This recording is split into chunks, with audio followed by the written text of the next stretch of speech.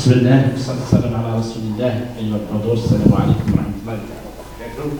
Bonjour tout le monde. C'est juste pour remercier l'assistance et la présidente Cyril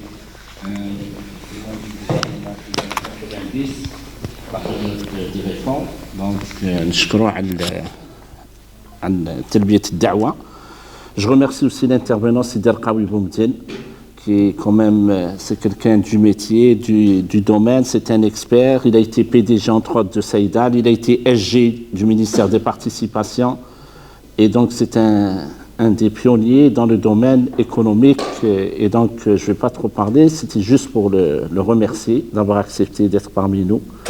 Donc avec ces perspectives, on va faire l'évaluation de la gouvernance des entreprises, l'évaluation et les perspectives, bien sûr, toujours s'orienter vers les perspectives, vers les futurs. Nous sommes là pour construire, pour donné quelques pistes, c'est des pistes de réflexion. Donc, sans trop tarder, je remercie tout le monde. Et donc, ça, c'est la 30e séance du cercle de réflexion, l'heure du citoyen. La prochaine sera le 4 janvier 2025, toujours au même endroit, à la même heure. Sur la thématique, c'est sur la cybersécurité, avec un panel qui a l'habitude d'intervenir au niveau de l'APMA, M. Grab, M. Nor et M. Hatem. Sans trop tarder, encore une fois, merci Sidi Arqaoui pour avoir accepté d'être parmi nous aujourd'hui. Et je vous laisse la parole. Merci. Merci. Merci pour votre invitation.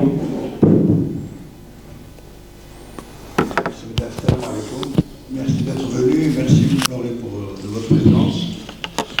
Lorsqu'on m'a proposé de faire une intervention sur la gouvernance des entreprises, j'ai pensé que c'était une belle opportunité pour essayer de partager une expérience avec ses hauts et ses bas. Il y a beaucoup plus de bas que de hauts d'ailleurs, mais c'est aussi pour essayer de voir si on a toujours gardé le cap ou si on est en train de dévier en ce qui se concerne. Donc la gouvernance des entreprises publiques, la gouvernance des entreprises publiques ne peut pas être abordée d'un point de vue théorique. Autrement, je pense qu'on se perdrait, et j'ai pensé qu'il était nécessaire de faire une rétrospective. Une rétrospective parce que pour les personnes qui n'ont pas vécu les 5 décennies de développement, il n'est pas aisé de faire des réflexions suffisantes ou des analyses suffisantes pour comprendre le présent. Je fais partie de ceux qui pensent que pour se projeter sur l'avenir, il faut comprendre d'abord le présent, la situation dans laquelle nous nous trouvons. Et nous ne pouvons pas comprendre la situation dans laquelle nous nous trouvons si nous ne décryptons pas le passé. Et donc, mon intervention va porter sur 5 décennies d'évolution de l'entreprise publique. Et c'est aussi une occasion donc pour me présenter. J'ai commencé ma carrière dans ce qui constitue pour moi et mes collègues, à l'époque on ne parlait pas de collègues, on parlait de frères, parce que nous étions des frères de combat. Nous étions animés par la même flamme et c'était notre marque de fabrique. Moi, j'étais à la Sonipec. J'ai commencé ma carrière à la Sonipec pendant pratiquement 14 années. 12 années, 1 année et demie de restructuration pour quitter l'industrie. Quand j'ai quitté l'industrie, je suis allé au CNEAP, au Centre national d'études et d'analyse pour la planification, où j'ai passé 4 ans, jusqu'aux événements d'octobre 88. Après les événements d'octobre 88, j'ai pensé qu'il était temps de revenir à l'industrie, parce que j'avais quitté, fâché avec l'industrie, avec une lettre de démission adressée au ministre. J'étais même pas à Alger, j'étais à SIG, une entreprise restructurée de Sonipec, l'EMAC, où j'étais conseiller du directeur général. Ma rencontre avec Sirib, c'est une occasion pour dire qui est M. Rib, que je ne connaissais pas, que je n'avais jamais rencontré, a commencé à ce moment-là. Je ne sais pas si tu t'en souviens, Mohamed. M. Rib, ministre de l'Industrie lourde, depuis 1 semaine, 10 jours dans le gouvernement Berbah, appelle mon directeur général, qui était un ami et un frère, là, c'est Ben Jdid, et il lui demande est-ce qu'il y a quelqu'un qui s'appelle Darqawi Boumdine qui est chez toi dans ta boîte. Ben Jdid lui dit oui, c'est mon conseiller. Tu lui donnes mon numéro de téléphone, le téléphone de mon secrétariat qu'il m'appelle. Ben Jdid arrive, vient dans mon bureau, et il me dit Gharib, tu connais Mohamed Gharib? Je dis celui qui vient d'être nommé ministre et qui était à l'ENI, directeur général d'ENI. Il me dit oui. Je dis non, je ne l'ai jamais vu, je ne le connais pas, il ne me connaît pas. Puisqu'il m'a appelé, il m'a dit de l'appeler. Je l'appelle. Il me dit quand est-ce que vous rentrez sur Alger? Je lui dis la fin de la semaine parce que ma famille vivait à Alger. Il me fixe rendez-vous mercredi à 19h.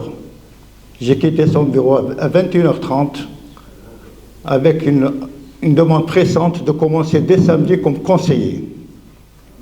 Il avait besoin de mon profil et à ce jour, je ne sais pas qui lui a parlé de moi parce qu'on n'en a jamais discuté. Et quand il est parti au ministère du Travail comme ministre dans le gouvernement Hamrouche, il m'a demandé de le suivre au ministère du Travail et c'est une relation qui a perduré jusqu'à maintenant. C'est mon ancien ministre auprès duquel j'ai beaucoup appris et c'est aussi mon grand frère aujourd'hui. Après avoir quitté le gouvernement Hamrouche, j'ai démissionné un mois après et je suis retourné à mon ancienne entreprise. Après, j'ai fait le holding sur appel du professeur Abdelmajid Bouzidi qui était conseiller à la présidence. Il m'a demandé de rejoindre le holding qu'il venait de créer en 1996. J'y ai passé 4 ans. Après, c'est Tamar, que je ne connaissais pas du tout, et on lui avait parlé de moi. C'est lui qui m'appelle pour être son secrétaire général. On s'est quitté fâchés au sens des idées, mais beaucoup de respect entre nous. Donc j'ai travaillé 2 ans, on était en désaccord, mais on se respectait. Et on a beaucoup d'estime l'un pour l'autre jusqu'à aujourd'hui. Je suis resté 8 ans comme consultant, et c'est ce même Tamar qui m'appelle 8 ans après, en 2010, pour me demander et me prier pendant 1 mois d'accepter de prendre en charge Saïdal. Et pour reprendre ces termes en présence du secrétaire général Setan Jaoui, il me dit je te connais, je vous connais, vous avez été avec moi, vous avez le profil pour redresser un groupe qui est en perdition. Et j'ai mis trop de temps pour apporter le changement. Et effectivement, j'ai accepté au bout d'1 mois, j'ai pris Saïdal, que j'ai redressé, n'en déplaise à certains détracteurs au singulier qui parlaient dans les vidéos, jusqu'en 2015, date à laquelle je me suis fait virer par le prédateur qui est actuellement en fuite avec un mandat d'arrêt international et 5 condamnations de 20 ans, qui était ministre de l'Industrie, pour m'être opposé à un certain nombre d'actes de prédation qu'il voulait faire à 3 reprises et que j'ai refusé d'exécuter. Voilà un peu mon parcours.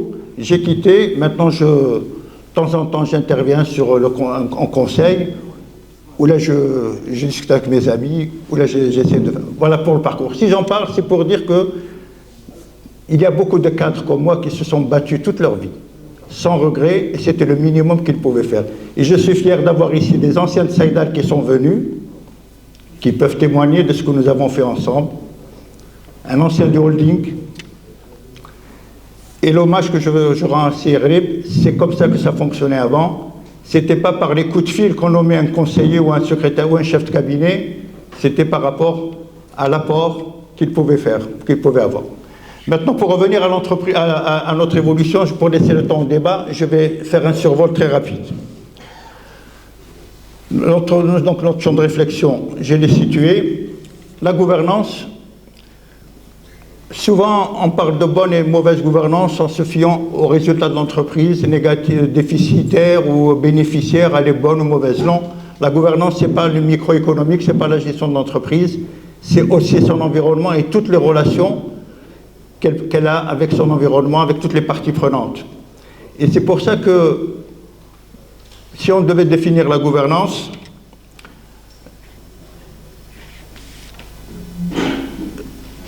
elle définit donc comme un ensemble de pratiques, de règles, de principes qui permettent l'amélioration de l'organisation, le fonctionnement optimal de l'organisation ou le fonctionnement de tous les organes structurels. C'est-à-dire que ça va depuis le sommet de la pyramide jusqu'à la sortie du produit sur le marché. C'est ça la gouvernance. Ce n'est pas uniquement un résultat bénéficiaire. On peut être bénéficiaire et avoir une très mauvaise entreprise, une entreprise mal gérée, mais simplement qui a un certain nombre d'avantages par rapport au marché, par rapport à des données. Donc la gouvernance, pour mieux la saisir, on est obligé, chez nous, de faire cette évolution d'où on est parti pour arriver à la situation présente. Alors pour ce faire, j'ai